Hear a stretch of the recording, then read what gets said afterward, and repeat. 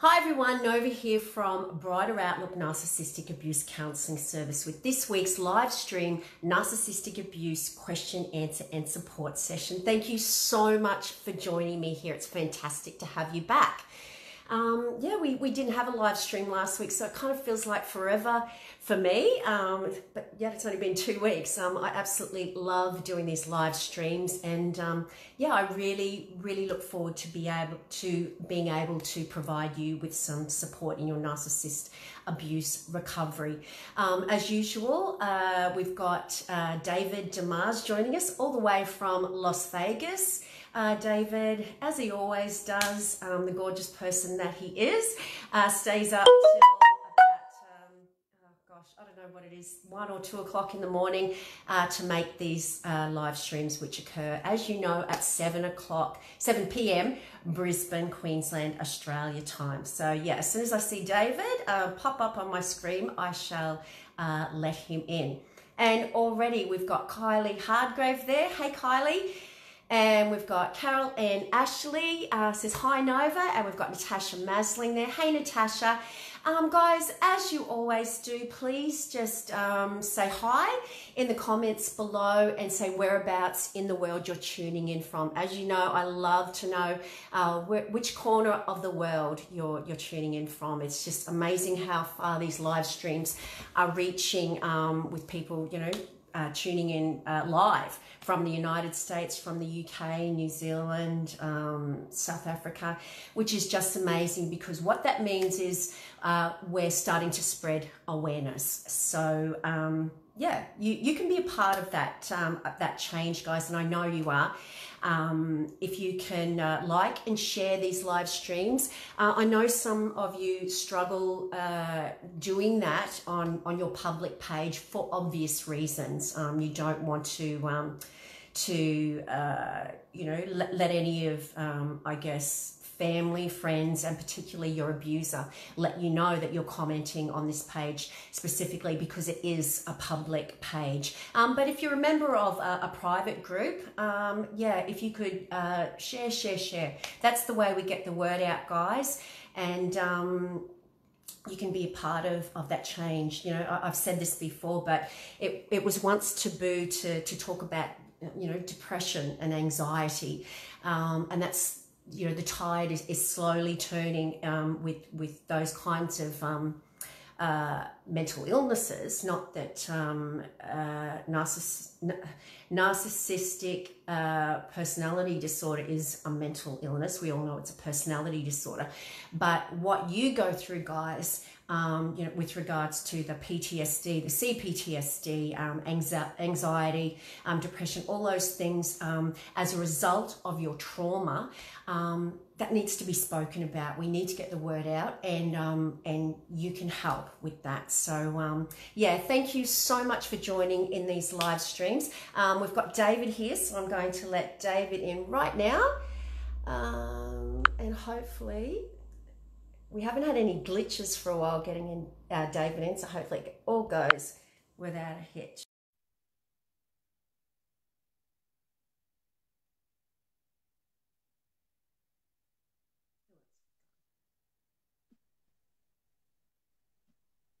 Hello. Hey David, how you going? Good. How are you? Yeah, really good. Good. What time did we catch you over there? I didn't know whether it was like 1 or 2 o'clock in the morning. 2. 2. Okay, so your time's changed as well. Yes. Yeah. Okay. Yep. Actually, I probably should mention that, just, I guess, to the people in Australia. Guys, remember to adjust your clocks. We've just had daylight savings come in, David, and I'm in Brisbane, and we don't have that. We don't change.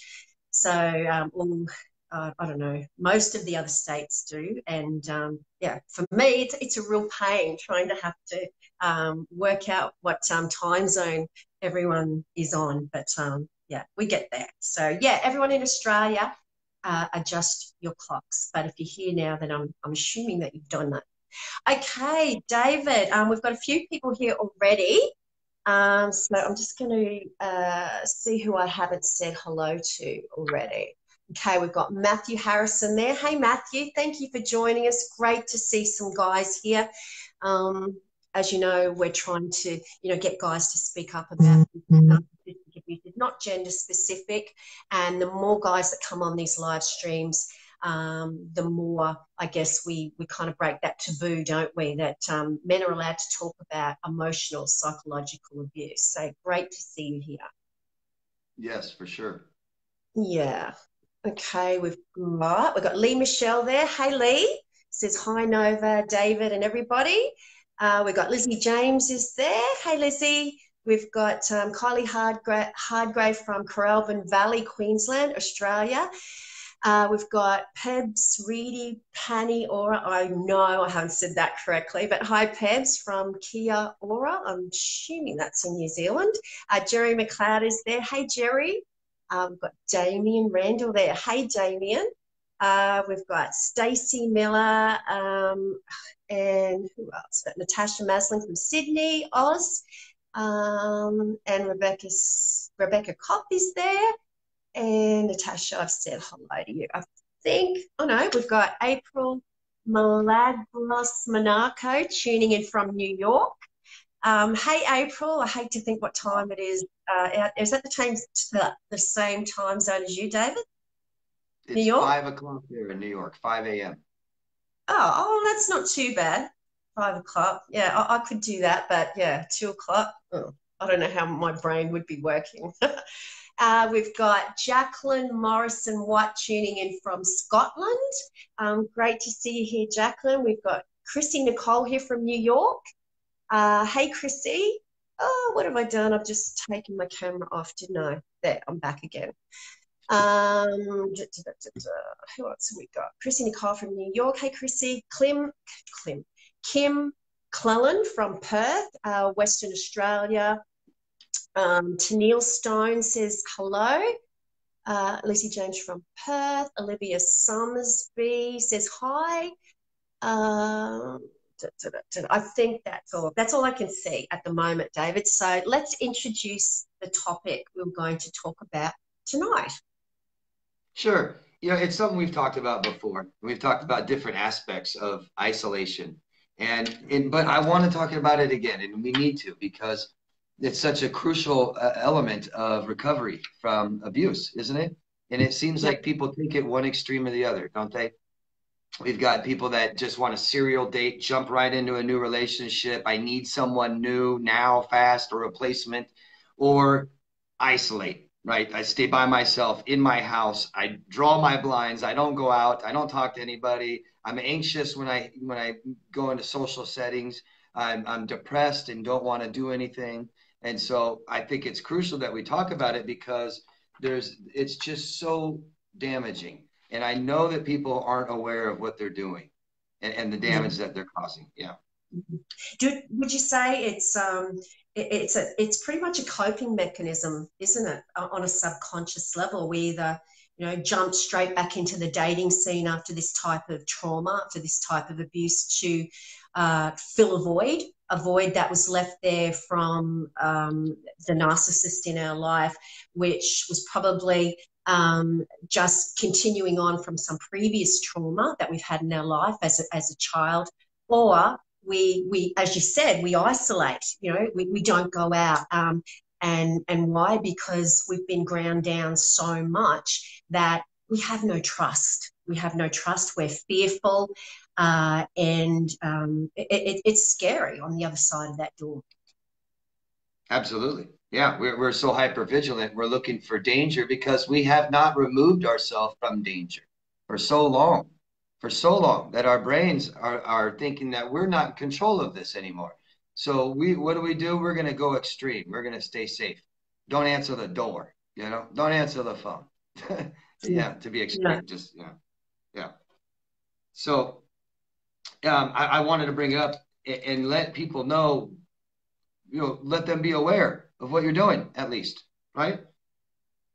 Yeah, awareness is key. Nothing's going to change without awareness. Absolutely. Yeah. Yeah, you don't even know why you should change. or what you should change. So I guess I'll just dive right into it. Richard J. Schmine is a expert on isolation, and he has found in studies that 1 month into isolation begins to shrink your neurons by 20%. Your brain cells start shrinking. This keeps shrinking for 3 months in isolation. So as you're in your third or fourth month, your brain is shrinking significantly.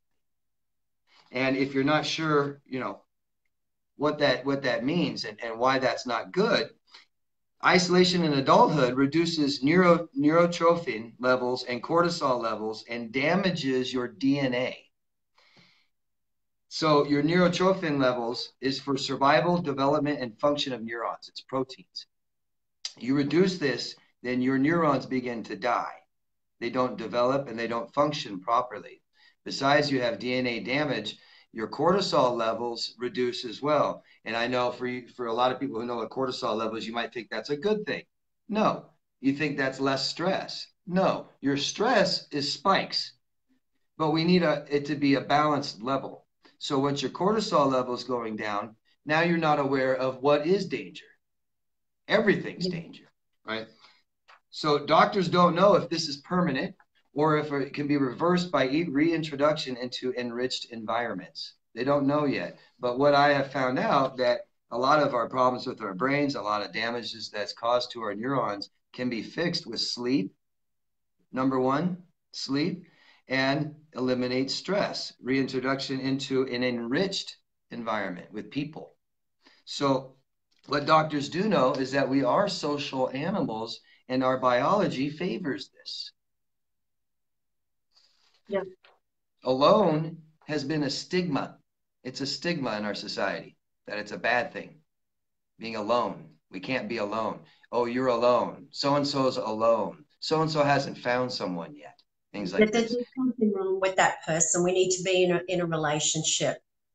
Yeah, right. And so we do that, right? I'm alone. I'm not complete, right? Yeah. But I want you to know that isolation also increases early death by 45%. Alcohol 30. Alcohol 30. Isolation increases death by 45%. It's the worst thing you can do to yourself. Yeah. It's the worst thing you can do to yourself. I think, I guess just touching on what you were speaking about, David, there's this, I don't know if you would call it a misconception, just something I think that's kind of taken for granted in society is that if you're alone, then you're lonely. And this is something that victims really struggle with, and I guess really have to change their way of thinking, because you can be just as lonely, if not more lonely, when you're in a relationship with someone who's toxic. And I know that, victims of this type of psychological abuse, as you said, as I guess a coping mechanism, some of them jump, right back into other relationships because they're scared of being alone. And what I say to my clients when they come to see me is, how lonely do you feel with your abuser? And of course, their answer is, well, very, very alone. But as you said, there is this stigma. If I'm not in a relationship, there's something wrong with me. Healthy people have someone to love them. And we all know that that's not the case with someone, with the sociopath slash psychopath slash narcissist. It's all about,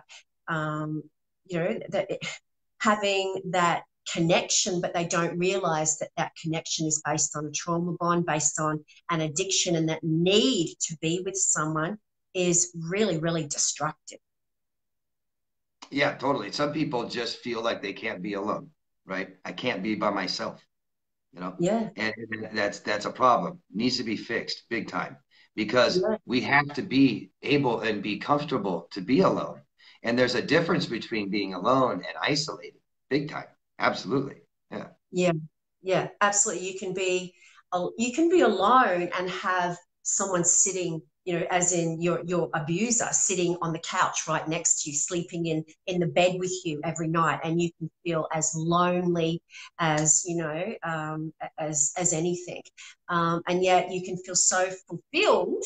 I guess the flip side of the coin, you can feel so fulfilled in your life and so comfortable with your own company, in a single life, kicking back, watching Netflix by yourself, chilling with that bowl of popcorn on your lap. Yeah, sure. Yeah, I mean, I think right now, as we're feeling bad like this, I think it's, let's not be alone so much physically by ourselves. It's good to have people around us, right? Mm-hmm. I mean, we I need think, that. You need it. It's support. There's one of two really good ways I know how to fix depression and anxiety and shame, feeling like bad people, and that's friendships, attachments, yeah. relationships. So we need support from people. Like I said, we're social animals. Our biology favors this. We need people around us. Yeah. Actually, I wish I could completely remember it, but I was doing some reading a few weeks ago, and I was reading about this experiment. Now, guys, if you've read about this psychologist out there, please correct me where I'm wrong, because I know I'm not going to get it quite right. But there was this psychologist. I think his name was Harry Harlow, someone like that, and he did not a cruel experiment with monkeys. I think their mother had died. Now, the experiment that he did was, for these baby monkeys, he provided something that didn't look like their mother, but provided them with food.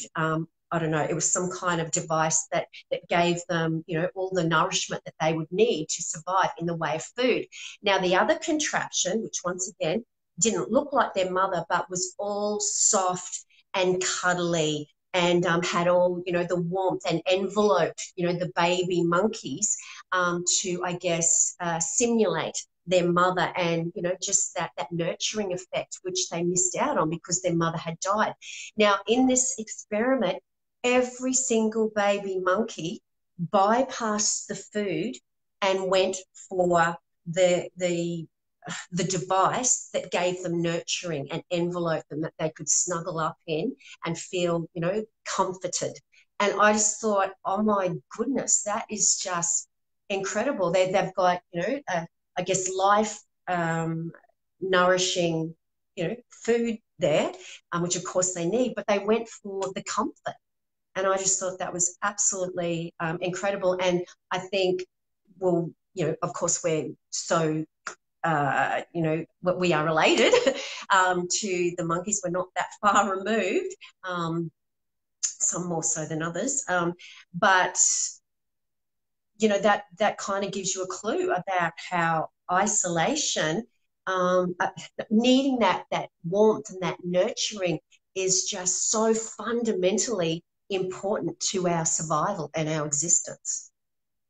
Yeah, emotional needs are more important to us than physical needs. And the interesting thing is that we find this in children, in babies, which is amazing to me. Babies don't attach to people who provide physical needs. They don't care. It's that sense of entitlement. They attach to other humans, whoever provides emotional needs. That's how important it is to us. Social animals. We need this. So I don't want to get people to get confused again with alone and isolation. Being able, the ability to be alone is great. Isolating yourself may look like the same thing, but it's horribly damaging. Big difference. Same outcome. You're alone, but totally different motivation and intention behind the end result. Yeah, right. Yeah, I'm comfortable being alone, but if I isolate, I'm increasing my early death chance by 45%. I mean, that's amazing, right? But if I have good, strong bonds and relationships and attachments with people, I will live longer. Yeah. Yeah. So I'm going to preempt, David, a question that as we're speaking about this topic, that I know we're going to be asked, which is, okay, easier said than done. Okay, I've been traumatized. I've been my self-esteem is on the ground, and I've been lied to, and my life is in ruins. I have no money. I have no job. I have nothing. I have no trust, faith in humanity. How do I do that? How do I get out there and be comfortable in greeting, I guess, a world that where there's potentially someone else who can do that to me again. Right. And I think it starts with an absolute rebirth, a reset of your brain, right? And we start over learning the very first lesson that we learn as babies. And I think that's autonomy, yourself. I think that when we're in our mother's womb, we may be one person still. Maybe, right? At least to the child's brain. But when we're born, we're two different people. And a child doesn't know that right away. It takes a little while. And they have different emotions than the mother. They don't share it anymore. And that's when the child really realizes that they're a different person. They have a self, they're their own self, and that needs to be actualized and promoted. And I think that's right where recovery starts. I think that we've completely lost ourselves in relationships where we've been abused, and we think that abuse is wrong. But we've compromised all of this. We've given ourselves away too much. And so we have to find ourselves again. That's where it starts, really. We can't have confidence and we can't have high self-worth and esteem if we don't even have a sense of ourself. Yeah, absolutely. And what you said is so right. You lose yourself when you're in these relationships, and that is intentional. That's what is supposed to happen. The narcissist doesn't want you to be better than them. So they need to just, I guess, get rid of all those qualities in you that they envy, that they don't possess themselves. So they need to completely disintegrate your personality. Sure. Yeah. And it works. If you stay with them, then that's what you're doing. You're compromising who you are. Yeah. So I think that's where it starts. People ask you, preemptive. We start by finding ourselves again. It's super, super important because we got to be able to not judge ourselves and not compare ourselves to people. This is what's causing social anxiety. It's causing low self-esteem. It's making you guys not want to go out. It's making you uncomfortable when you're out. You already feel like you have self-worth and low self-esteem. Then we start judging ourselves. We start comparing ourselves. That voice in our head becomes loud, and we're no good. Yeah. Absolutely. Okay, David, well, we might start answering some questions. I'll just see who else has joined in the time that we've been having a chat. We've got Justine Ford there. Hey, Justine from Sydney West. April just said, you're right, David, it's 5:06 a.m. in New York. How do you do that? Good morning. We've got Kate Sousa there from Boston. That's New York too, isn't it? Boston, New York? Boston's a different state, but same time zone, I believe.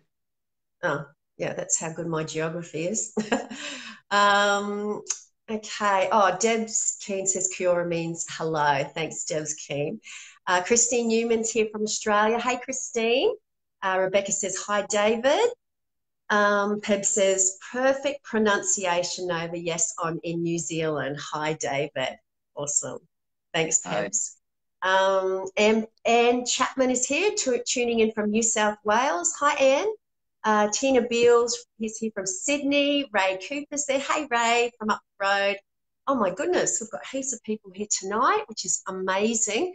Erica Jane is here. Hey, Erica. Bella Moore is there. Hey, Belle.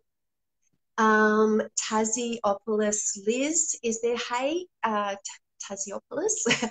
Laurel Smith is there. Michelle Burmeister is there. Okay, let me just start reading some questions out. We've got Michelle said, I found a lot of reading and educating myself on these things to help me give that information assisted me immensely. Yeah, I'm so glad you're doing that, Michelle. Yeah, you need to you need to have this knowledge. You need to have that foundation, I guess, to validate your experience. You need to have every one of your experiences with your abuser validated, and you can't do that without the information. I guess I guess there's that risk there, isn't it, David, where I know a lot of people fall into, where they get kind of addicted, you know, I guess, in just watching video after video after video on narcissistic abuse and reading book after book after book. And you know what? I totally get this, because finally it's like, oh my goodness, I'm not crazy. I can see it there. There's case study after case study. This wasn't all in my head. So that's amazing that you have found all that information.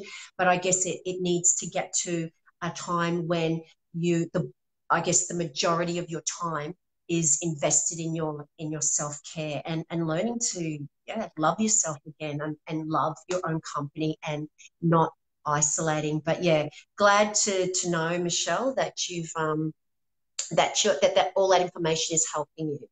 That's for sure. We've got Bella Moore here. David Bell says, why do I feel better when I isolate? Sure, it's less stressful at times, can it be? Yeah.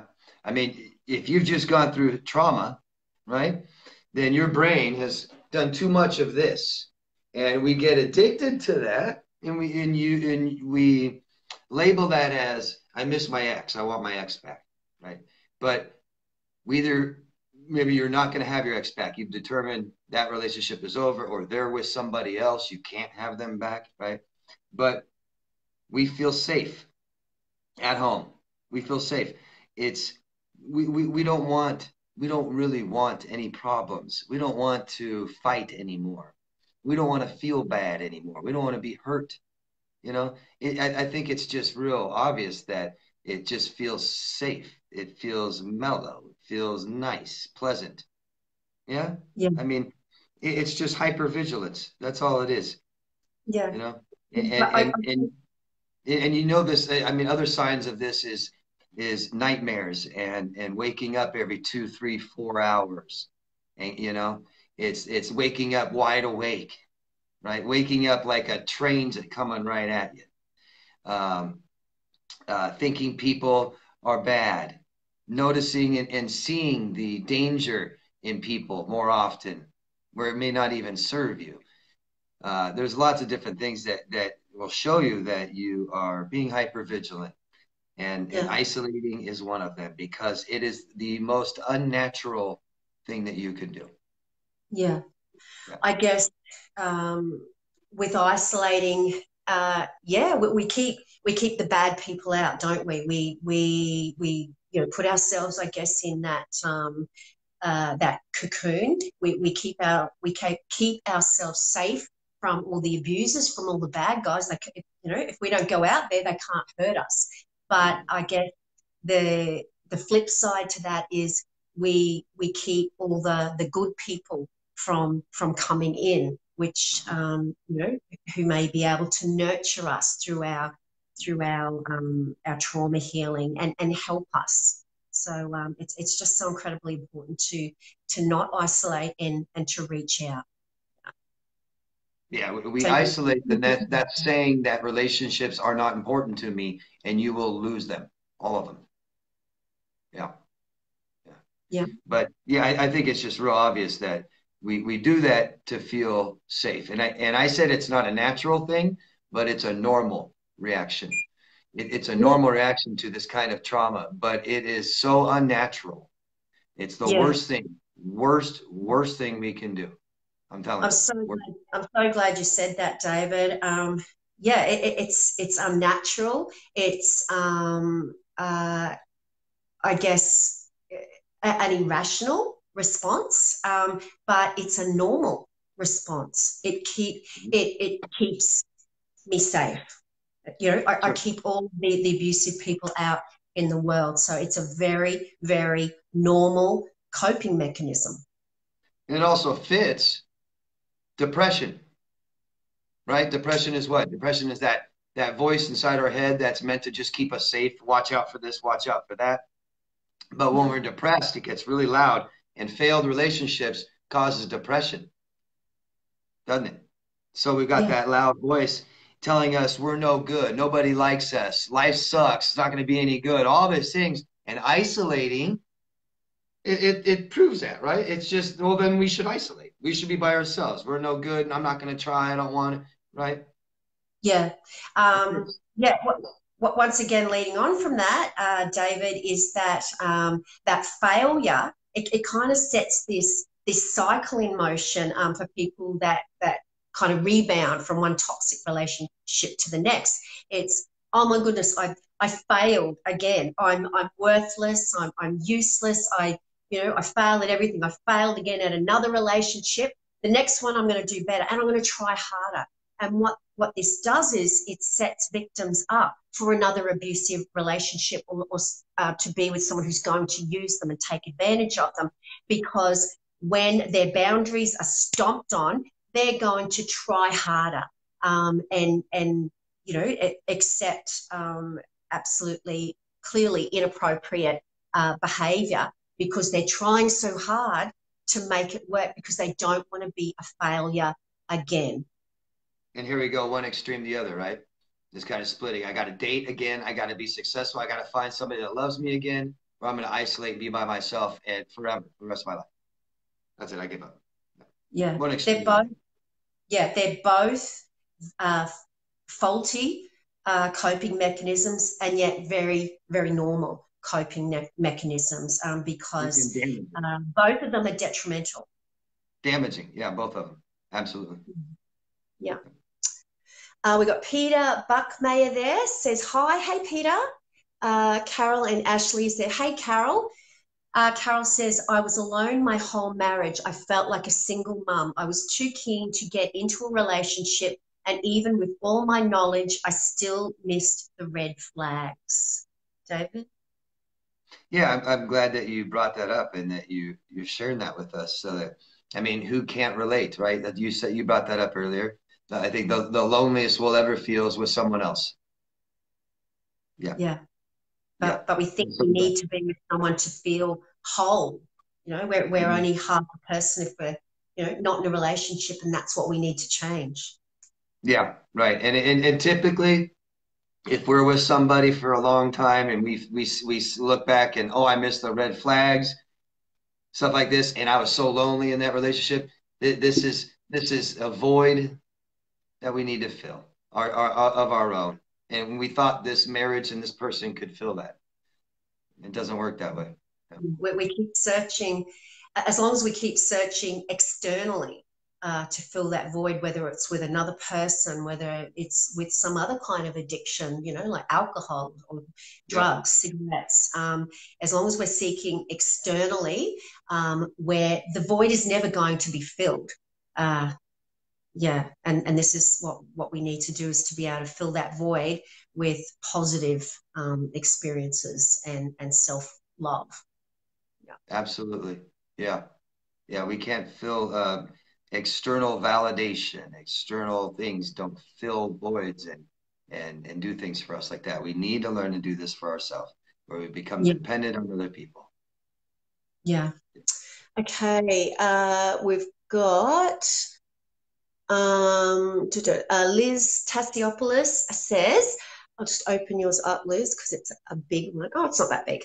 I grew up in a toxic family. I had married the same thing.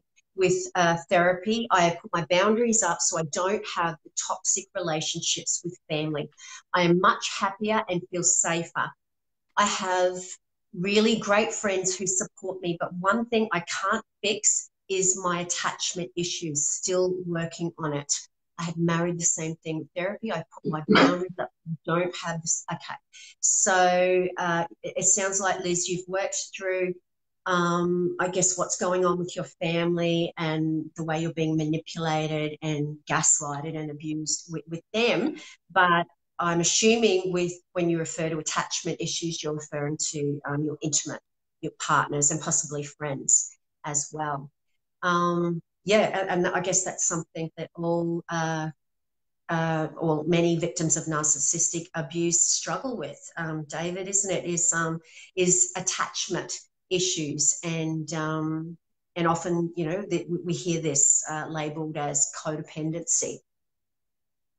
Yeah, right. Well, I mean, I think that anybody that's in traumatic, abusive relationships as adults does have attachment problems. I think this stems from our childhood. I think if you learn about attachment styles, not you know, but people out there, if you learn about attachment styles, you'll notice that we feel the same way as when we attach to somebody, and it can be when we're 45 years old. We date someone, we attach to them, and we feel the same way as we did when we attached to our parents, as little babies. And so there's a definite connection there. And I get this all the time. A lot of you guys relate with this, and that's I was. It's that feeling as I was so tough in high school, college, 20s. I never let anybody hurt me. I had strong boundaries. Relationships didn't hurt me too much. You know, maybe I dated, but maybe some worked out, some didn't. I didn't really care. I moved on, no problem. Things like this. And it wasn't until I was 30 and I met someone and I fell so hard for them. Right? I felt so hard for them. And all of a sudden I was just like putty in their hands, and they did anything they want and treated me however they wanted. And all of a sudden, I didn't have any boundaries with this person, this one person finally in 30 years. I don't understand what happened. And that's attachment. That's attachment. Yeah. We don't usually attach to people intimately in high school too much. In college, not really a whole lot. We might not do that until later. And we finally attach to somebody, and we're totally different people, it seems like. Yeah, very, very common. Yeah, and it's so incredibly interesting. You can often relate how you as victims and survivors of this type of abuse, the way if you look at the way you are with your abuser, you can, and then look at, you know, the way your relationship panned out with one or both of the parents. Often you'll find that it's kind of mirrored. The relationship with your parents has kind of been mirrored back to you with your abuser, in that you had no power. You have no power when you're a child, and you have to come up, you know, as you were speaking about before, David, with all these strategies to be able to survive the trauma, as in, you know, freeze, fight, flight, and fawn, to be able to survive in that trauma. But when you're an adult, you have, number one, you have all this resilience. You're like, you've got a PhD in abuse. You get an abuser come near you. It's like, I've seen bigger and badder than you. I've been abused by my mum and dad. You know, you're nothing. I'm not saying that's what you think, guys, but this kind of occurs on a subconscious level, in that the abuse is familiar, and you've got that resilience to abuse, to trauma, and you've got the familiarity. And you've also got power. You've got a little bit of power now as an adult. If you couldn't get your mum or dad to cuddle you and nurture you, you've got a bit of power now. I'm gonna try harder, and they're not gonna leave me this time, and I'm gonna do everything they want, and they are never going to leave me. Or, you know, or the opposite. We hold off on affection. We won't, you know, give of ourselves totally, because we're so scared of being hurt. Because, like a mirror with our parents, when we reached out for affection from those, you know, the most important role models in our life, we were told to go away, and we learnt to deal with that. And we also learnt not to do it, because to reach out for affection is to be hurt. So there's all these, different ways of that we bring that kind of trauma into our relationships, and and how it affects our attachment. Yeah. Yeah, and attachment styles are normal, not good or bad. It's just the way they are. But I think CPTSD, I think the majority of victims that have CPTSD, comes from childhood attachment trauma. And that's attachment during it, or childhood trauma during childhood attachment. And if we have trauma during attachment, which is common, I promise you, most of you guys do, and you don't even realize it. You have attachment trauma, and babies can't do much when they're in trauma, when they're in danger. And you have feelings like hopelessness and helplessness. So quite often, people that have experienced this, they'll reattach in adulthood, and 30 years old, right? We attach again, and feelings surface again, helplessness and hopelessness. That's not good when we just start attaching to someone again. And if we feel like something's dangerous or bad, scary, sad, we might just feel hopeless and helpless and not do anything about it. And that's causing a problem big time in relationships with people who have had trauma in their childhood. Big time. Yeah. Yeah. Absolutely. Okay, we got Rhonda Hawksville is there. Hey, Rhonda. Rhonda says, I prefer my own company these days. I don't trust people. Yeah, I guess that's what we're talking about tonight, Rhonda. And I guess it all depends on the same outcome. You're alone, but the motivation and the intention behind that. You don't want to isolate to your detriment, but it's also very, very healing to learn to be alone. But you have to, I guess, be happy being alone, and not feel like that's a punishment, and something that you deserve because you're not worthy of being with someone else. So I guess, yeah, it all boils down to the motivation and the intention behind the outcome. The end doesn't always justify the means. Yeah. Try to understand that it's one thing we don't trust someone or people or a group, but when we isolate because we don't trust people, what that really means is that we don't trust ourselves. There are ways that you don't have to be hurt at all from people and still go out there and try and have relationships with people. You don't have to be hurt like you've been hurt. And these are ways we need to learn how to do that big time. And to not know how to do that is scary. So we don't go out, we isolate. And that's what's going on. So not trusting people and isolating because of it shows that we don't have a very good, tight, secure relationship with ourselves, that we can't communicate with people well enough what our boundaries are and feel confident enough and secure enough to apply those and stick with it, right? Because you're scared that somebody's going to hurt you, but there are ways to avoid this and not let that happen. And so you may not know how to do that, and that's why it's been happening, and you don't know how to stop it, and so we're isolating. It's just it's a horrible alternative. Yeah. Yeah.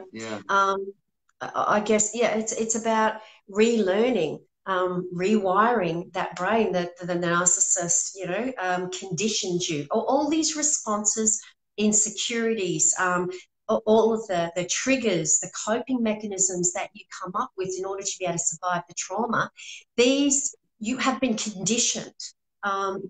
These have been conditioned by your abuser, and so yeah, it's not a sign of weakness, that's for sure. But you certainly you don't want to give them, I guess, that the ability to ruin your future as well. Don't give them that. Therapy, support, lots and lots of work on, and commitment to your self-healing, so that you can be happy and can be that person you were meant to be before you were abused. Yeah. Good advice. Okay, we've got Natasha there. Natasha says, I rarely leave the house, and if I do, it's to quickly go across the road. I have no self-esteem and always think I'm going to do something wrong. Why would you not? I guess what I want to say to that, David, is without I guess the reinforcement or the rewiring, which in AKA the healing, why would you not think that you're going to do something wrong? These people have been told, you know, 10 times a day, 24, all day, every day, that the way they think is wrong, what they're seeing is wrong, what they're hearing is wrong, the gaslighting is etc. Why would they think any differently? Yeah, and if that's what you've experienced, then this started many, many years before this. Yeah. I So, promise. Yeah. yeah. So we're talking decades of no self-actualization, no supporting who you are, how you feel, what you're thinking. I think the worst thing we can do to a child is allow free thinking. Just like we wouldn't allow a child to run out the door and play on a highway and get hit by a car. I don't think we should allow children to completely think alone on their own, and that's what we do when children are neglected. They free think, and they have these bad, horrible, negative thoughts that they can't control, just like feelings they can't regulate. It's horrible, horrible, and that's where it starts. Yeah. Yeah. I guess we need to have empathy, and we need to be a guide for them with their thoughts. We need to make sure their thoughts, with regard to just everyday stuff, that they're healthy, and they're not reading into what's going on in their lives as some kind of negativity and an attack on them. Yeah, very Yeah, important I guess, to allow kids to become, individuals, and to be able to, come up with their own ideas and that. But I think we're talking more about guiding their thoughts with regard to trauma, and making sure that they have positivity around what's going on in their life. yeah, because a child's not born with that, and if they don't have encouragement, they'll never have courage on their own. They'll never have to try to try again after they fail. Things like this in life. Yeah, absolutely.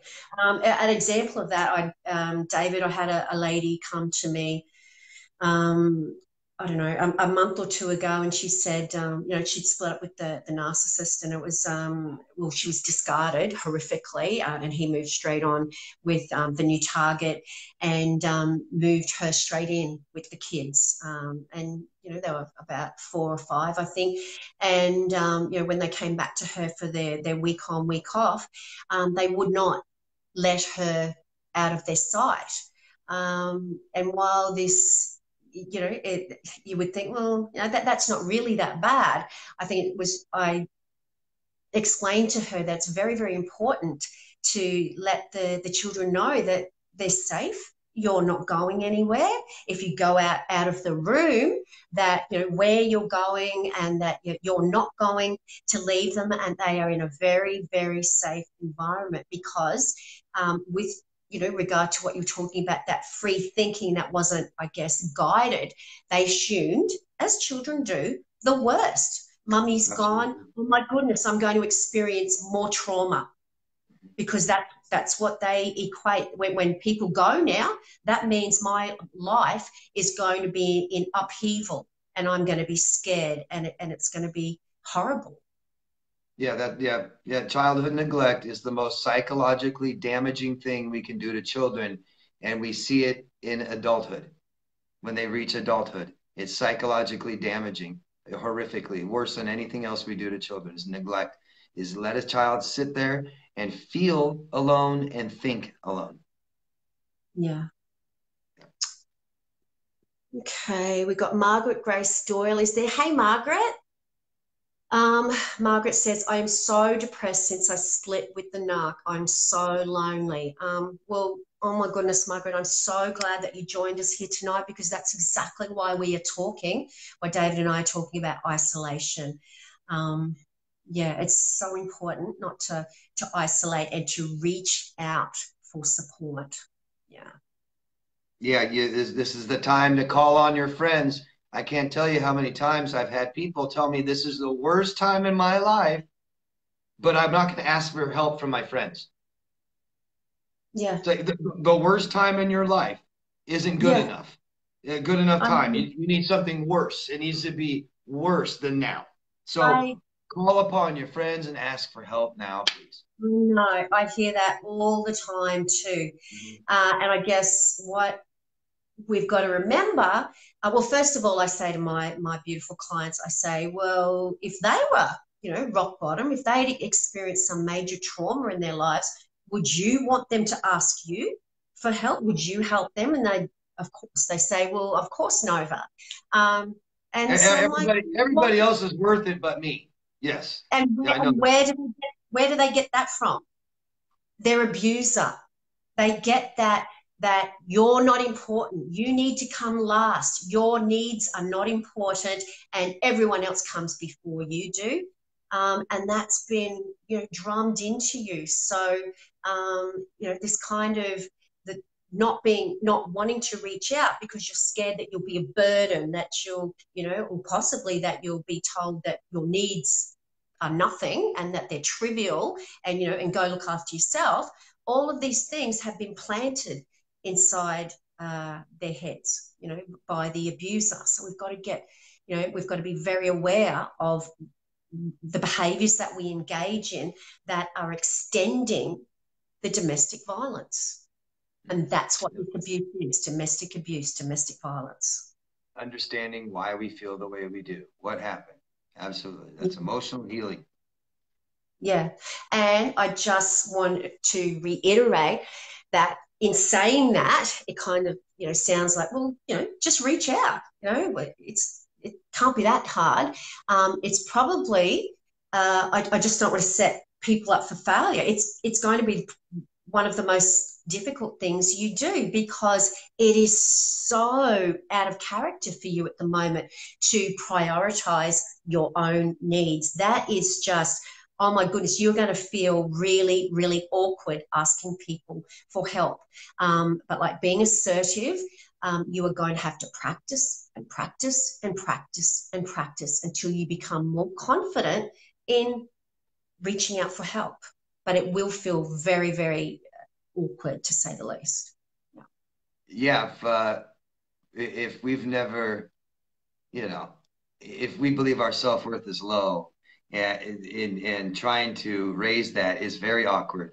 But please know that reaching out to your friends and asking for help and hiring a professional therapist and telling your family what you've been through, these things raise your self-worth. So all of this is a problem of having low self-worth, isn't it? All of this is what it's all about. I'm not worth paying for the help. I'm not worth asking for help. I'm not worth telling my family, calling my friends up and saying, let me talk to you and bounce this off you for a while. This is all a problem of feeling unworthy. And we raise our self-worth by doing these things, by saying, I am worthy of asking for help. I'm worthy of demanding for my friend's time, stuff like this. So this is how you break it. This is how you break the cycle. Yeah, Your choices got you here. Your choices will get you out of it. I promise. yeah. You break the cycle by jumping in the deep end, so to speak, which is just doing it, asking for help, but being prepared. I think is really important to know that it's going to feel horrible. It's going to feel so, so bad because of that conditioning, which, as David just said, is a reflection of your lack of self-worth. But yeah, I want you guys to start telling each other telling yourselves that you are no longer going to base your self-worth on the opinions of a psychopath. Okay? You deserve more.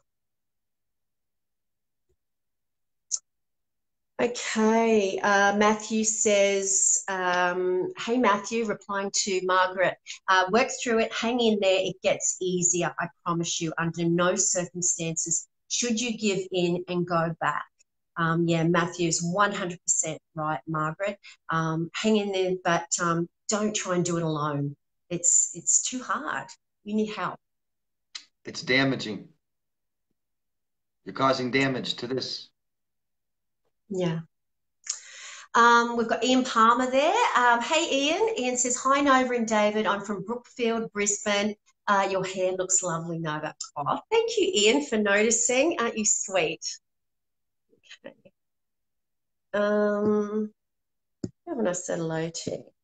We've got Mary Moore is there. Hey, Mary from North Carolina. Okay, David, hit me with it. Are they in the same time zone as you? Nope, New York, 5, 6, Five? Mhm. 6 a.m. Oh my goodness. Have you got like one of those time zone clocks in front of you? Or is this just up here? I got to know this stuff, right? My clients are all over the world. Yeah, I could tell you Europe, England, Australia, Asia. Oh, goodness. Okay. Mary is from North Carolina. So, and Mary says, I wanted to ask, can a narcissist ever change? I'm going to let you handle this one, David. And how much of population do you think are narcissists? It seems now I know the traits, I see it more often. And isn't that amazing? When we, when we buy a new red, whatever it is, a new red Hyundai, we mightn't have ever seen them before. And we think, wow, this is a really cool little car, a bit zippy. And all of a sudden, there's red Hyundais on the road everywhere. And what's happened is you've now brought this into your awareness, which is, it's not good that you had to experience that, but you now have, I guess, a benefit that no one else has, as in, you can spot it. And are they everywhere? Yes. A resounding yes. David, can they ever change? Yeah, they're everywhere. I think it's 6, 7% now, something like that. But can they ever change? Well, this is not to be a smart ass. Change what? Yeah. Really change what? And I think you're asking, can they not be a narcissist? Can they change the diagnosis? And I have a feeling you're not asking for you. I don't think you're a narcissist, right? You're asking for someone you care about because you hope that they will change. This is hope. So first of all, I gotta say, I hate to say that people aren't capable of change. So I'll say that a narcissist can change something, and doctors report that narcissists can change their diagnosis. It's capable. They're capable. Doesn't happen often. We know that. But the thing is as far as for you're concerned, your hope that you have that this person will change, it probably won't happen because do they want to? Are they asking you to? Are they looking around for help and questions they have, trying to look for answers because their life is so miserable and they're looking for help so much to change what's wrong with them. They know something's wrong and they're just begging for the answer and please help me. No, probably not. So if that's not happening, they'll never change. And I don't even know if they will anyways. And this might all sound confusing, but there's many aspects of narcissistic personality disorder. If you need 5 out of 9 narcissistic traits to have the disorder, why can't somebody possibly change one of those and Yeah. have 4 and not have the diagnosis? And is that the person you want in your life? Is that what you're hoping for? Are you hoping that they'll be nice again and love you? Because be very clear that, and I won't say they didn't love you, but what did they love? What do they love? Because this is the same person now as it was when you met. Same person. Same person. And yeah. And David, I think a lot of the time when people, and obviously we get asked that question all the time, probably every day we get asked, can they change? Will they change? Are they able to change? And I, you know, I think the reason that people ask that is because they're still in that state where they're wanting to go back to that golden era and go back to the love bombing stage. What I guess a lot of people are saying in essence is that they became this despicable, evil person who loves to see me cry and enjoys to see me cry. But will they go back? Can they go back forever to that person who I met at the beginning? And we all know that that that was the illusion.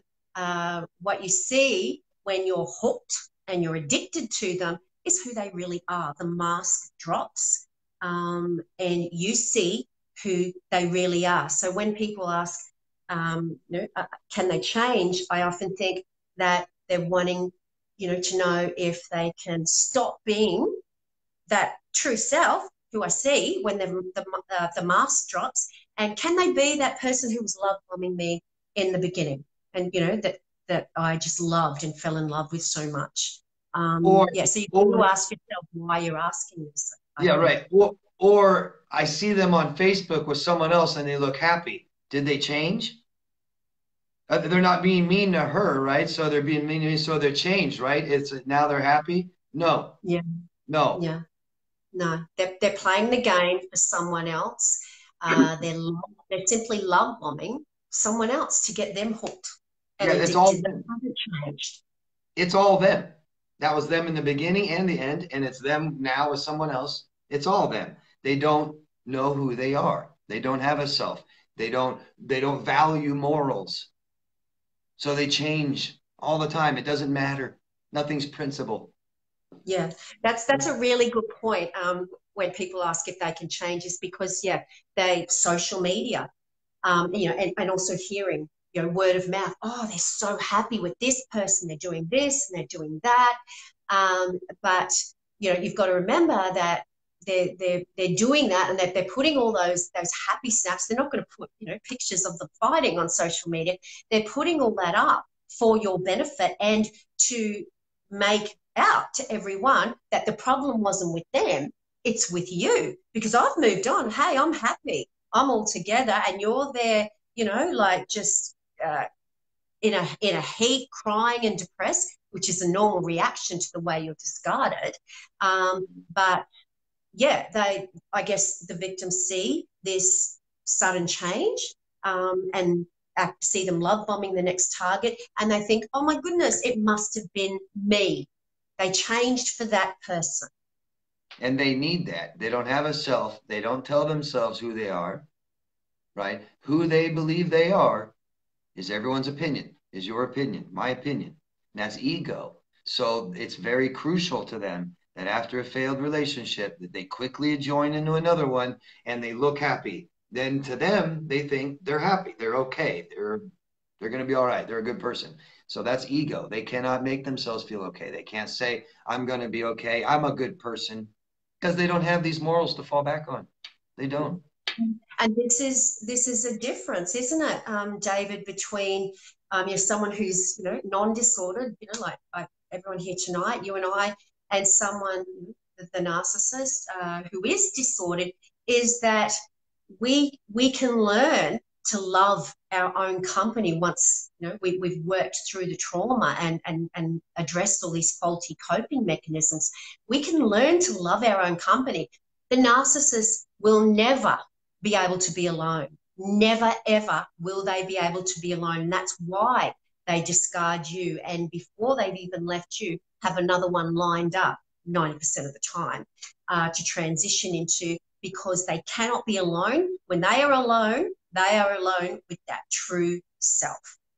And that's a fate worse than death to a narcissist. Yeah, Tarzan swinging, right? I don't let go of this vine until I have the next one, or I'm gonna die. Yeah.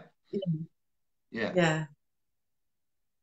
So guys, for all of everyone else who wants to know that, ask yourself why you're asking the question. Are you seeing those happy snaps on social media? Number one, why are you, number two, why are you seeing them?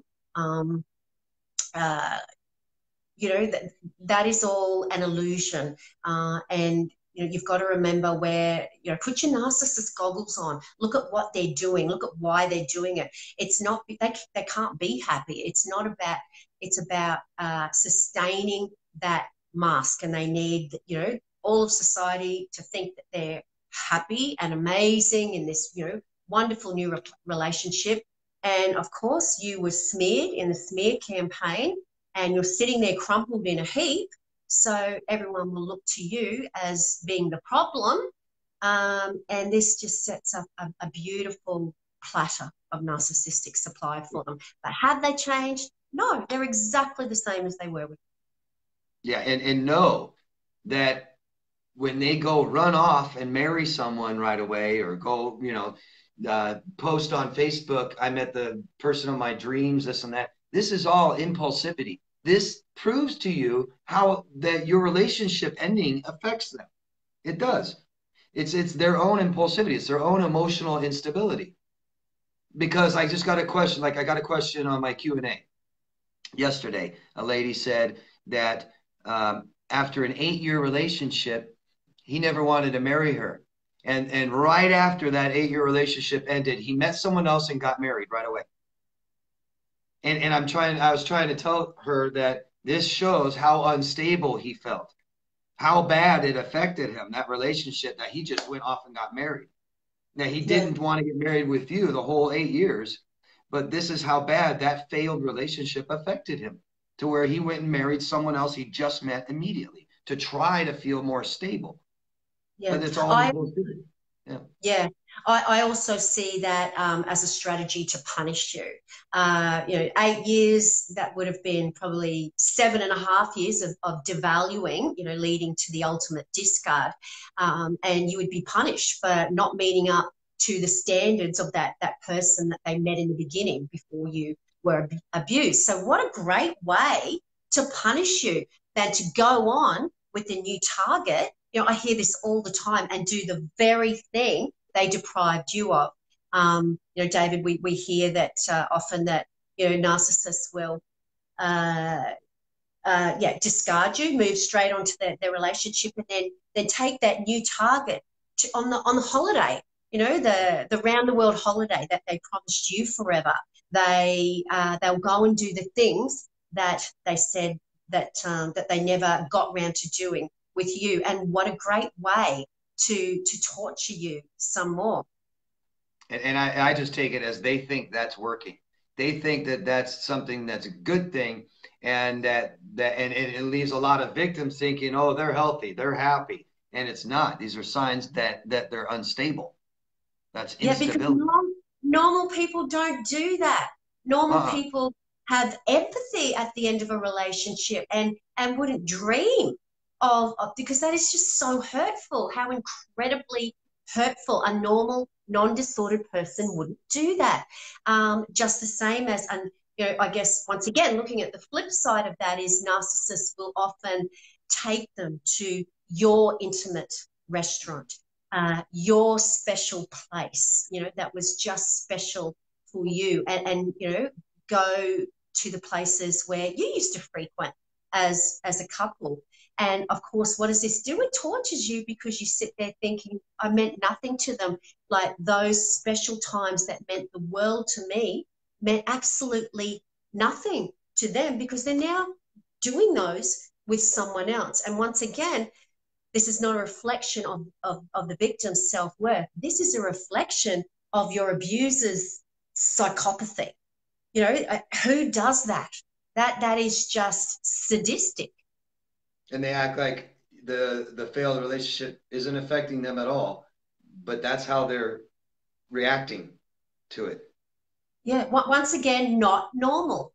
It's normal to be down in the dumps, to kind of be not firing on all 4 cylinders at the very least when you've come out of a relationship that was very meaningful to you. It's normal to be sad. A narcissist won't be sad, or if they're portraying those behaviors, it's just it's insincere, and it's designed to manipulate people. But that's why they're able to just move straight on in to another relationship, because no relationship ever means anything. They just attach, like you would to an object. Yeah. People are easily replaceable because people are objects. Exactly. Yeah, like a new car. You just ditch the old one, and buy a new one. Get a nice new shiny one. Value system, not worth. Yeah. Okay, Michelle is there. Hey, Lee. Lee says, my last 2 marriages have been to narcissists. Oh my goodness, you poor thing. I'm so trying to heal myself before I date again. Brilliant. Yeah, I'm so glad you're doing that, Lee. You just, it's inevitable. You will repeat that which you don't heal. If you don't, pull those wounds out, address them, cauterize them, and really, really deal with them and heal. Yeah, you're just going to repeat the cycle and find yourself in another toxic relationship. Yeah, yeah. Fill that void yourself, right? And whenever you do decide to date again, try to date more than one person at a time and be very, very conscious of commitment. We don't do that right away. So find out what's important to you in another person, right? Find out who you want to date and know this really well. And then you take your time and you wait to make sure that that's the person that you want, that's the Have person you want. Yeah. yeah, your boundaries need to be up here. Don't, not that David and I would judge you at all, but I guess, if a previous experience, your previous experiences with toxic people was to, kind of jump into bed on the first or second date, that you're an adult, you can do what you want, but look at the end result of that. How did that pan out? What happened with your narcissist? I guess, yeah, just wait. I just think if you find yourself at the end of a relationship, abusive relationship, saying, I didn't know he was like that, I didn't know she was like that, then we didn't wait long enough. That's it. Yeah. Yeah. That's it. Yeah, we Yeah. didn't wait long enough. Went too fast. Exactly. Period. Yeah. If you say, well, we went slow for 6 months, wasn't slow enough. 6 months was too quick. Yeah, and slow doesn't have to be boring. Slow can be so exciting. Slow can be happy. Wonderful times. But you once again, we've got to look at the conditioning, don't we, David? I guess when they've been in a relationship with someone toxic, that narcissist has come on like just so strong at the beginning. I love you. They're moved in within 2 weeks. You've got your finances enmeshed. He or she is future faking and talking about marriage and a wedding ring. Hey, it's all hormonal. Yeah. Yeah. They're coming on thick and fast. And they're texting you, every 20 times a day. And if you don't reply to that text, they're sending you question mark after question mark after question mark, because that's about power and control. And you're not allowed to be in a meeting or, have a life or have a job. You have to be at their beck and call. You have been conditioned to equate that overpowering, which is about power and control. It's not about love. You've been conditioned to equate that power and control with love and someone wanting to be with you. So when it comes to a healthy relationship, if someone's not doing that, if they're not texting me 20 times a day and, and they're actually not just rocking up on my doorstep and, just turning up out of the blue or turning up when I ask them to, give me a couple of days, then they don't like me. Why don't they like me? There must be something wrong with me, because they're not getting love bombed. So this is what, it's so important to have your boundaries, have your expectations, and not be, and be assertive. There's nothing wrong with being, hey, this is what I need. This is what I want. Yeah. But you must have a relationship with yourself if you want to have relationships with other people. It's so important. Yeah. People, if you don't understand what I'm saying, then find out before you have relationships with other people. Yeah, because you're searching for validation outside yourself. It has to come from within first. And loving yourself, loving who you are. Yeah, loving yourself, loving who you are, so that somebody else can, And that doesn't mean you have to be perfect. That, that just means being okay with who you are, warts and all, you know? Yep. Yeah, yeah. We have an idealized view of perfection and wholeness and all these things. It's just we can't strive for that. We accept who we are and love who we are and realize that we're all equal. Yeah. Okay, we might just answer a couple more, David, before we wrap it up. Oh, I did it again. Pressed the wrong button. There I am. Okay, we've got, I said hello to. We've got Claudette Abbott there. Hi, Claudette. Oh, Claudette says my power is out. I can't see you guys. Oh, my goodness, Claudette. You'll be able to see these live streams. They're all on my timeline, Brighter Outlook's timeline. You can watch every single one of them at a later date. And certainly, everyone, please subscribe to David's YouTube channel, which is called Damar's Coaching. David, you can put up the link, can't you? I had a few questions last week with everyone panicking because they couldn't find your link to subscribe to. So yeah, subscribe to David's YouTube channel, and David puts the live streams up there as well. And also you'll get lots and lots of support from David's own videos. So yeah, at least you can hear it, Claudette, which is the main thing. Okay. Claudette's got my powers back on. Awesome. Glad to see you've got both your ears and eyes now, Claudette. We've got Kirsty Anderson is there. Hey, Kirsty.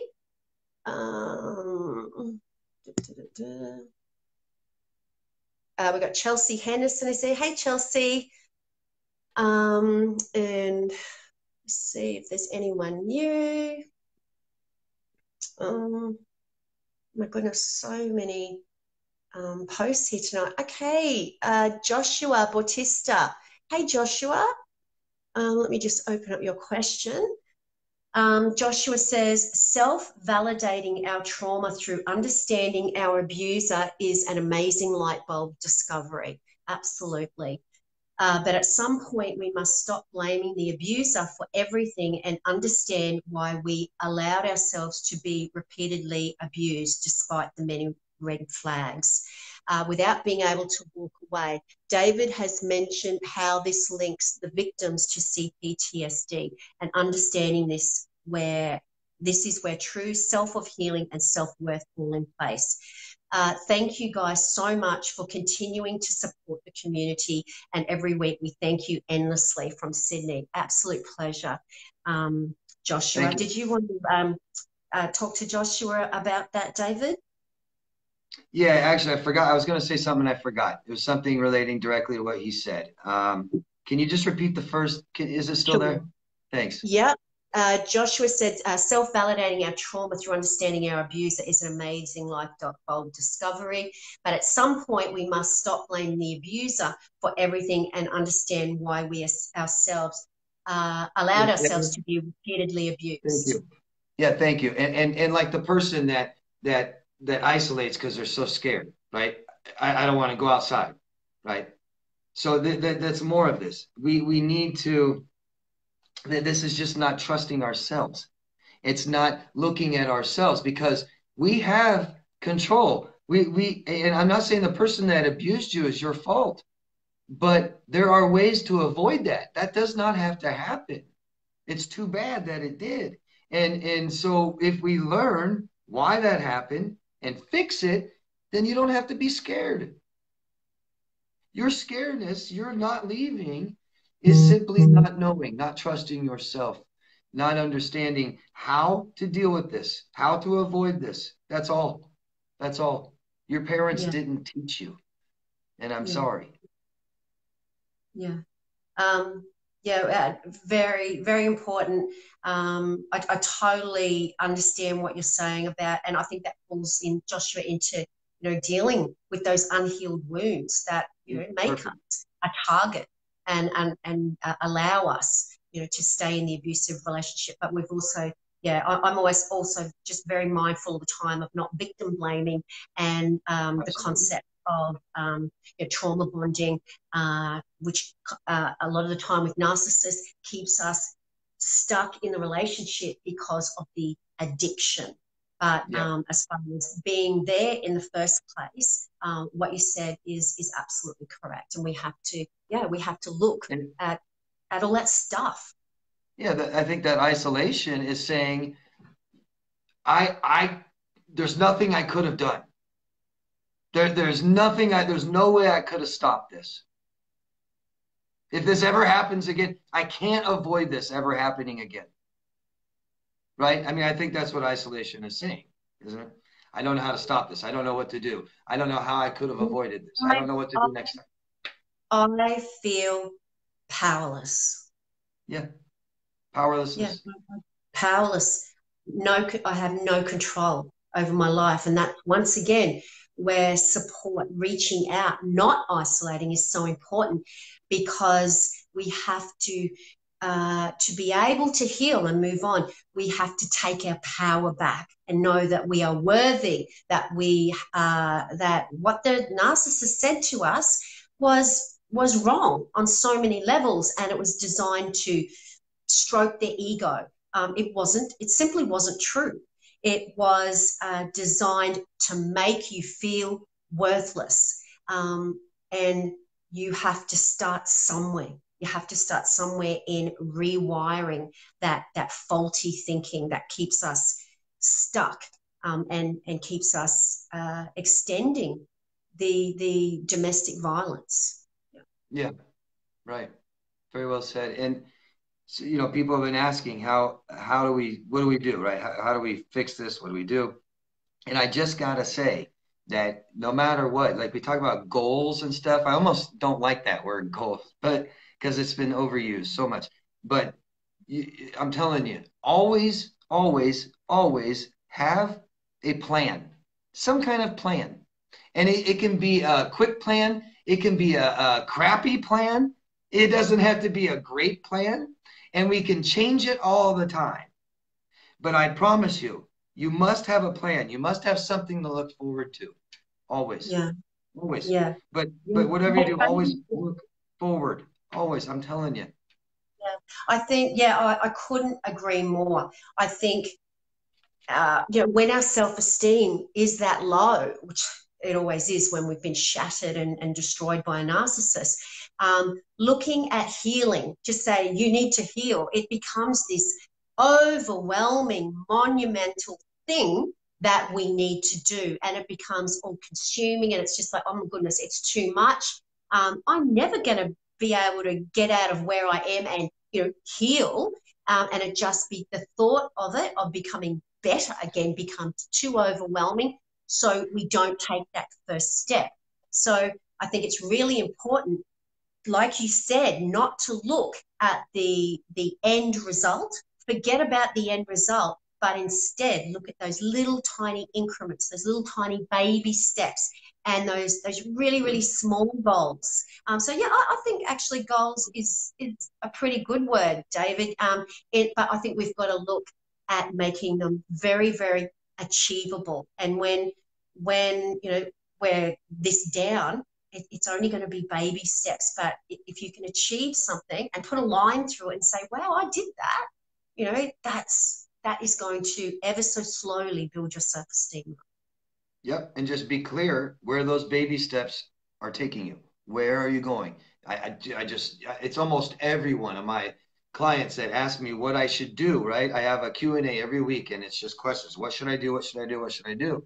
And most of these people I can ask, what do you want? And they don't know. Yeah. They aren't clear. It's general. I haven't thought about it. Yeah. So know what's important to you and know what you want, and always have a plan and always look forward to it and change it all the time. Because I want to say something. I've been around a lot of people on their deathbed right before they passed.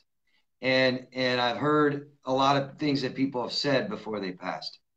And I've never heard anybody regret things that they've done. Never. What I've heard is regrets at things that they've never tried. Always. Yeah. So Wow. your guilt and your shame is about things that you've done, right? Doesn't matter. Go out there and make make more things, make life happen, make it what you want. I'm telling you, it works that way. Yeah, take it day by day. You know, look at healing as a day by day process, and stop looking at that. When am I going to be better, and be able to have that perfect relationship, and just look at little tiny achievable goals. Get yourself a calendar, and work out what you're going to do every day. That's going to help you positively reinforce your self-worth. Yeah. So, David, we might leave it there tonight. It's been a fantastic night. So good to be back. Thank you, as always, for joining us. As I said earlier, guys, please do yourself a favour and subscribe to David's YouTube channel. It's called Damar's Coaching, and David will put up that link somewhere in the comments. And David's with us every Tuesday night. He joins us from Las Vegas. So, yeah, as always, David, thank you. Love having you here, as I know all my followers do as well. Thank you. Oh, thank you. Thank you. Thank you very much. And please, people, please try to support both of us. We subscribe and we follow and we like and stuff like this. So I'm going to put links down below for everyone to follow Nova Facebook channel and YouTube page, or Facebook page, YouTube channel. And Instagram. Nova's Narcissist Abuse Recovery. Great. Yeah. Great. Good things. Yeah. Please help us out. Thanks, everybody. Thanks for inviting me again. Yeah. Good night. Yeah. Thanks, David. And I'll see you in a couple of weeks, but I'll talk to you before then. Great. Thanks. See ya. Bye, everybody. See ya. Bye. Say goodbye to David. Oh, I can't find the cross. Yeah, guys, do yourself a favor and subscribe to David's channel. David puts out some amazing videos that will... oh my goodness, we've got Sammy Larkis is there. Hey, Sammy, you've just come in on the end. Oh, you've probably been there for a long time. I just haven't seen you. So just with that thought, I just want to apologise. I normally do this a bit earlier, but I forgot tonight. Apologise. Oh, we've got Mylene Khan is there too. Hey, Mylene. Apologies to those of you who we didn't get round to answering your questions. As you know, there's just such a volume of them. It's impossible to answer all of them. But yeah, good excuse to come back next Tuesday night, 7 p.m. Brisbane time. But yeah, these videos will be on my timeline on David's YouTube channel, so you can watch them at a later time. For those of you who are new, if you don't know, my name's Nova. I'm a professional counsellor in Brisbane, Queensland, Australia. My area of expertise is in working with victims and survivors of narcissistic abuse. If you would like to book a counselling session with me, if you're after that extra support to work through the trauma after being discarded or being able to leave a narcissist, or if you're still trying to leave your abuser and you're feeling really unsafe and you just can't get there and you're needing help, please just inbox me here at Brighter Outlook, and I would love to be able to support you in your narcissistic abuse recovery. I Skype and counsel people all over the world, so it doesn't matter whether you're in the US, the UK, anywhere in the world. I think I had someone last week from Kuwait. That was my first lovely client from that part of the world. So yeah, it doesn't matter where you are. It's just a matter of working out the time difference, which is really easy to do. And Skype, for those of you who are a little bit electronically challenged like myself, it's just a free app that you download on your phone or your computer, and it's really easy to use, just like Facebook. On that note, I'll say goodbye, everyone. Thank you so much for joining me. Please like and share, guys. Help to spread awareness. You've been amazing support. And yeah, have a wonderful week. Remember your worth, and then add tax. Bye, everyone.